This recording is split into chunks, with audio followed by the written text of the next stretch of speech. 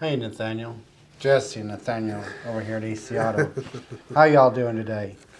So, it's Monday. We got the question of the week. Nathaniel, have you ever been broke down on the side of the road? So, unfortunately, I had that happen just a couple weeks ago. It was my first one. Okay, well, that's awesome. Let me tell you the rest of the question this person has. Go ahead.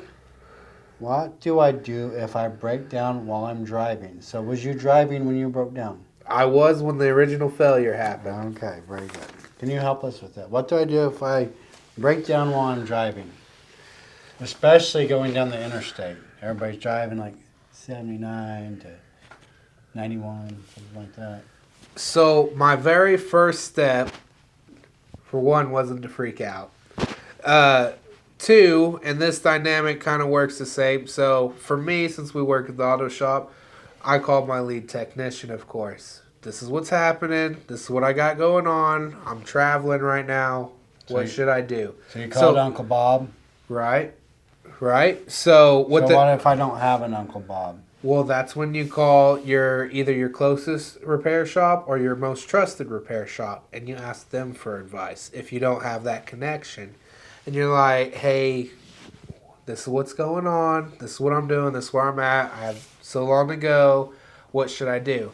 Now, our advisors are pretty trained on our end. I can't speak for everybody, but on our end, depending on the certain issue, even though we might not know the specifics, we can tell you pretty close, hey, you should go ahead and pull over. Let's get a tow truck on the way, and we'll figure it out from there. Or be like, hey, keep an eye on it. Let's get you that 2 miles home, park it, and we'll evaluate it there. And so it's important just to ask for help first. Get that person on the phone. Find out what to do next. In my shop, I typically handle everything for the customer from there. In other ends, they might have to look for a shop. They might have to look for a tow truck to get to the shop and figure all that out. For me, the minute I find out there's an issue with a customer calling in, what can we do? Do you need this done today? Would you like some help today? Do you just need it towed for us to look at tomorrow? How can I help you? And then my next question after I get one of those answers and we make a plan is, do you have another form of transportation? If they do, that's great. We'll get you taken care of. We'll get it set up. If they don't, okay, let me get either one of my rental specialists or me to get you in a loaner or a rental, being whatever fits your needs, while we're getting this handled. That way the stress is off of you. From there, I'm going to get it to my shop. I'm going to see what the problem's going on, and I'm going to keep you up to date from there. Okay. So it's really the first thing to do when you break down is just find help. And again, ask questions, call for help, see what to do next, and follow that instruction. Okay. So is it wise to be a AAA member then? It's super wise because AAA, like us, we're a AAA repair facility and we're a AAA service provider as well.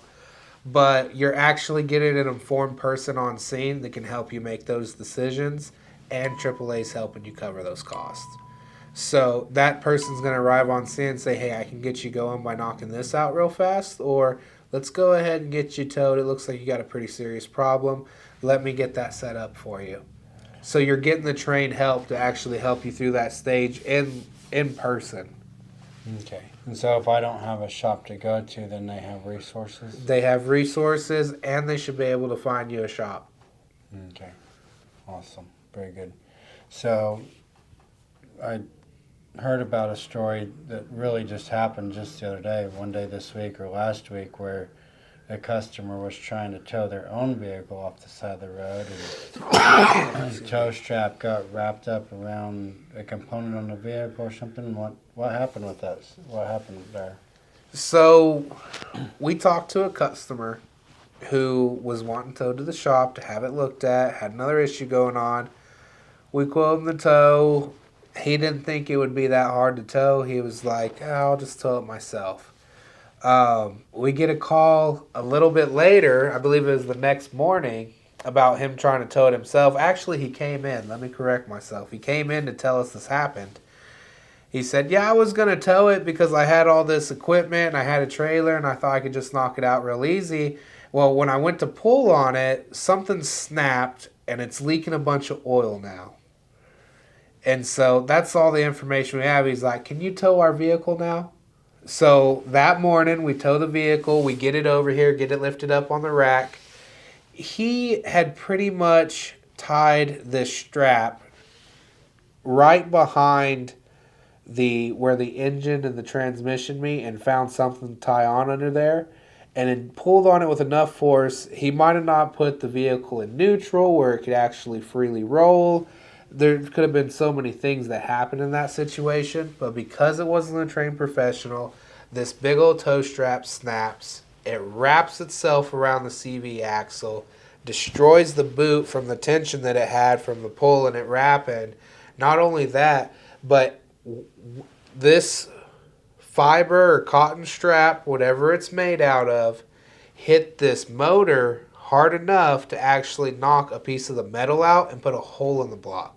So not only did it wrap around the CV axle, but this piece of fabric had enough force behind it because it wasn't being towed properly to slap the block and put a good hole in the block, causing that vehicle to need an engine. So like the hook or something hit the little plastic hook that was on it, the smallest thing ripped it out, hit it, done serious damage. So a trained professional with the proper equipment or a proper tow truck isn't quite as expensive as. It's not. And then once we've actually looked at the vehicle, the CV axle wasn't the problem, the engine wasn't the problem. We're actually having a low voltage problem. We probably could have handled it with a battery or an alternator at the most.